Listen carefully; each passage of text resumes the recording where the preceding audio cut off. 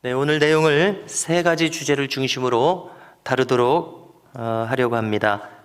자, 첫째로 두 종류의 사람이 있다고 말합니다. 겸손한 자와 교만한 자. 또 둘째로 근면 검소한 사람과 그렇지 않은 사람이 있습니다. 세 번째로 언어 생활이 복스러운 사람과 그렇지 않은 자가 있습니다. 자, 첫째로 세상에는 겸손한 사람과 교만한 사람 두 종류의 사람이 있습니다. 자, 겸손한 자의 특징을 한번 생각해 보십시오. 그는 받아들이는 것을 잘하는 사람입니다. 배우려는 마음을 가지고 있습니다. 하나를 알려주면 열을 깨닫기 위해서 열정을 가지고 있어서 눈을 크게 뜨고 배울 준비가 되어 있습니다. 그럼 모든 자기 주변의 사물로부터 배울 준비가 되어 있습니다. 자, 그릇된 것을 보면 반면교사로 배우고 잘하는 것을 보면 진면교사로 배웁니다. 자, 누가 자기를 훈계하면 그것을 달게 받습니다. 왜냐하면 그는 발전하고 성장하려는 열린 마음을 가지고 있기 때문에 그렇습니다. 자기는 언제나 부족하다는 생각을 가지기 때문입니다. 자, 얼마나 복된 마음입니까? 제가 20세 전후로 하나님의 크신 은혜를 받으니까 무엇이든지 잘 되리라 생각을 했습니다. 그리고 무엇보다도 목회는 그냥 저절로 잘 되리라 생각했습니다. 자, 그런데 이것은 큰 오산이었습니다. 젊은이의 만용에 가까운 것이었습니다. 깨닫고 보니까 배울 것 천지였습니다. 모든 것이 배울 것이었습니다. 돌이켜보니까 아무것도 알지 못하면서 안다고 생각하고 잘 되리라 생각했습니다. 배울 것 천지고 지금도 배울 것 천지인 것을 깨닫게 됩니다. 점점점 나는 아무것도 모른다고 인정할 수밖에 없었습니다.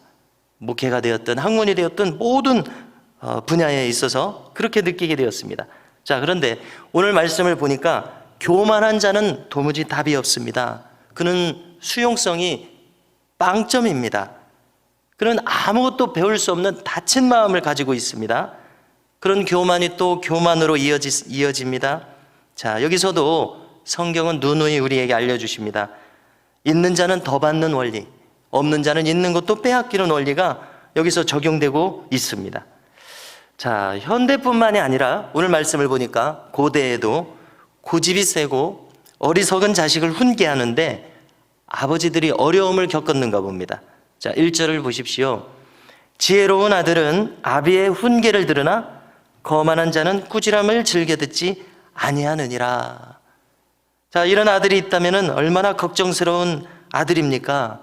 아비로부터 배우지 못한 이 아들은 분명히 사회생활을 하면서 큰 코 다칠 일이 올 것입니다. 자신의 응석과 어리석음이 집에서는 통하는데 그것이 통하지 않는 무서운 사회를 만날 것입니다. 자, 그것을 통해서라도 무엇인가 배움을 얻으면 다행이죠. 자, 그런데 그렇지 못할 가능성이 높다는 점에서 안타깝습니다. 10절 말씀도 보니까 같은 맥락을 우리에게 보여줍니다. 교만에서는 다툼만 일어날 뿐이라 권면을 듣는 자는 지혜가 있느니라. 13절도 보시면은 비슷한 맥락입니다. 말씀을 멸시하는 자가 있습니다. 그러면 자기 패망을 이룹니다. 계명을 두려워하는 자가 있습니다. 자기 상을 받겠다고 말씀합니다. 자, 예를 들어서 흔히 어설프게 구원론을 우리가 만약에 수립한다면, 구원론이 잘못 정립되어 있다면 우리는 방종으로 흐르기가 쉽습니다. 자, 예수님을 믿으면 구원을 받습니다. 자, 이렇게 구원을 받는 건 아주 단순하고 간단합니다. 자, 그런데 내용이 없이 이것만 가지고 있다가는, 내용이 없으면은, 다시 말해서 내용을 잘 생각하고 믿어야 되는데 결과적으로 구원파가 이것만 강조하다가 구원파가 됩니다. 계명을 멸시하게 됩니다. 가령 나는 믿고 구원받았는데 뭐 그렇게 구약의 율법을 구구절절 지키나 생각이 이런 식으로 흘러갔으면 잘못 흘러가게 된 겁니다. 자, 그 결과 구체적으로 10계명을 멸시하는 결과를 낳는다고 가정해 봅니다. 자, 그러면 이것은 방종과 무질서에 빠지게 합니다. 자, 이것은 분명히 오류입니다. 신앙의 오류입니다. 자, 이것을 폐퇴시키는 간단한 논리가 있습니다. 이런 논리입니다. 10계명을 어기고 산 이 엄청난 죄악 때문에 예수님께서 십자가를 지시고 죽으실 정도로 그것이 심각했습니다. 자, 그럼에도 불구하고 예수님이 죽으실 정도로 심각했는데 또 10계명을 무시하고 죄악에 빠져들어갑니까? 이것이 오류라는 것이죠. 자, 13절을 우리가 신비에 새겨야 한다고 생각합니다. 계명을 멸시하는 자는 반드시 패망한다고 기록하지 않았습니까? 자, 이것은 이 잠언은 영원한 진리입니다. 우리의 신비에 새겨야 할 진리입니다. 구체적으로 말해서 십계명을 멸시하면 안 됩니다. 그럼 반드시 그 영혼은 파멸에 이릅니다. 우리가 죄를 져서 예수님께서 십자가를 지셨는데 다시 계명을 멸시한다면 영원한 파멸에 이를 수밖에 없습니다. 영원한 운명이라는 관점에서 기필코 필연코 가련한 결과로 이어질 수밖에 없습니다. 자, 이 주제를 떠나기 전에 우리가 정립할 것이 하나 더 있습니다.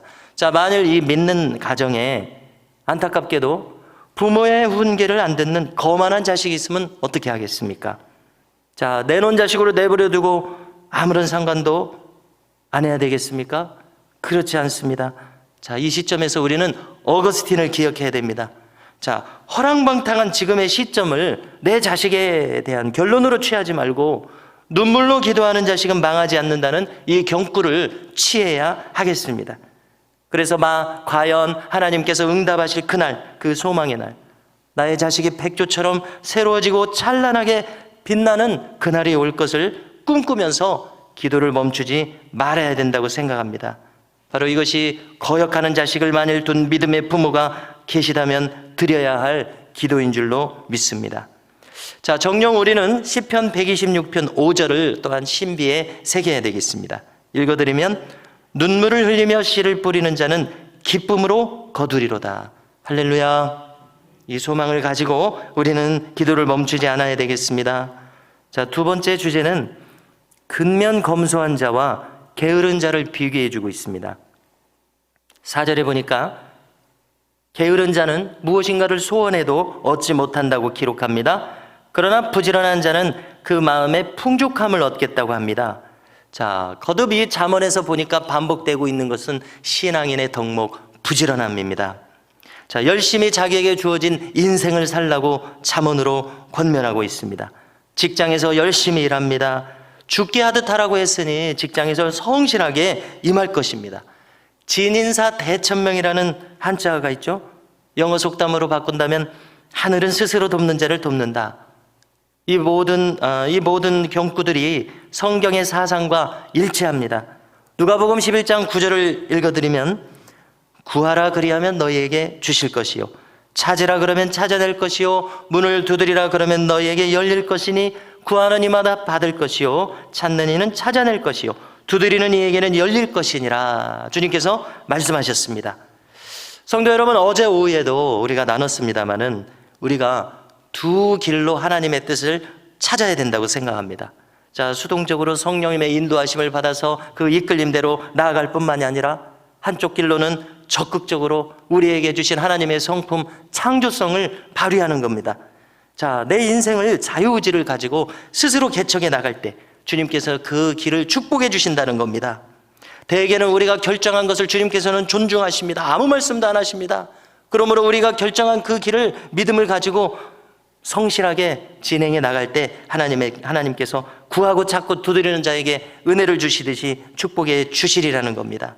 성도 여러분, 이렇게 신앙인의 경제관, 직업관은 부지런함입니다. 창조적으로, 능동적으로, 적극적으로 임하라고 성경은 우리에게 격려하고 있습니다. 그럴 때 삶의 복이 임할 것이라고 우리를 격려하고 있습니다. 자, 또 우리가 잊지 말 것은 이렇게 하는데 하나님께서 여기에다가 도와주시기까지 한다면 얼마나 놀라운 축복이 임하겠습니까? 그야말로 야베스의 기도처럼 복의 복이 우리에게 임하게 될 것입니다.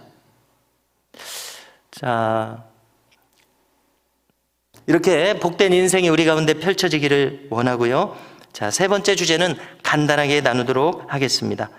언어 생활을 말하고 있습니다. 2절을 보십시오. 입술의 열매로 복을 누린다고 말합니다. 자, 그러나 마음이 삐뚤어진 자, 그는 강포, 폭력을 당한다고 말씀합니다. 자, 그야말로 자업자득을 여기서도 말씀하고 있습니다. 자, 여기서 마음이 괴사하다, 삐뚤어졌다고 말씀을 드렸는데요. 원어를 찾아보니까 본래 뜻이 선을 넘는다는 뜻이더라고요. 우리가 시편을 보면은 죄를 짓는다는 말을 좀 어려운 말로 범과한다는 한국 우리말로 쓰는데요. 자, 범과라는 말은 그 말 자체가 어떤 선을 범해서 과오를, 잘못을 저지른다는 그런 뜻이더라고요. 영어로는 transgression, 선을 넘어서 치고 들어간다는 그런 뜻입니다. 괴사하다는 말, 무슨 뜻이 되는 겁니까? 선을 넘어서 죄를 짓는다는 뜻입니다. 자기 마음에서. 자, 여러분, 그러니까 마음이 삐뚤어진 사람은 마음을 그렇게 쓰다가 어떤 결과가 온다는 겁니까? 자기가 폭력을 불러온다는 겁니다. 쉽게 말해서 얻어맞을 짓을 하고 얻어만든다는 그런 뜻 아닙니까? 자, 3절을 또 보십시오. 입을 지키는 자, 말을 삼가는 자는 자기의 생명을 보존하겠다고 합니다. 그러나 입술을 크게 벌리는 자, 자, 이것을 어떤 뉘앙스로 우리가 받아들여야 될까요? 고래고래 소리 지르는 자로 이렇게 이해를 해봅니다. 멸망이 오느니라 말씀합니다. 여기에서도 자업자득의 원리가 통합니다. 성도 여러분, 오늘도 저희들 모두가 허락받은 이 소중한 하루를 우리가 지내시면서 오늘 방금 말씀을 나눈 대로 첫 번째로 열린 마음, 수용성이 높은 마음, 배우려는 마음으로 승리할 수 있기를 바랍니다. 두 번째로 우리 모두가 부지런함으로 승리하고, 세 번째로 아름다운 언어로 스스로 복을 불러오는 복된 하루가 펼쳐질 수 있기를 주님의 이름으로 축복합니다.